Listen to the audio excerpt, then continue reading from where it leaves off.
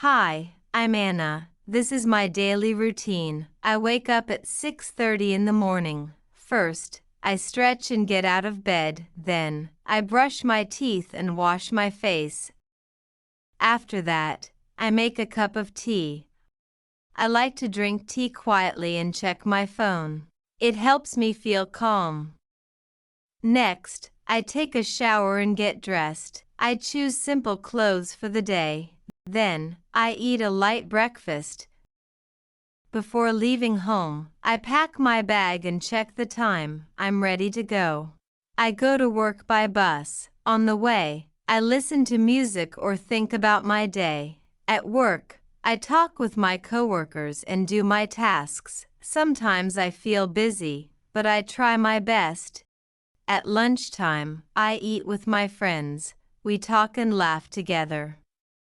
In the evening, I come back home. I feel tired, but happy. I change my clothes and relax for a while. Sometimes I read a book. Sometimes I watch a short video. At night, I eat dinner with my family. We talk about our day.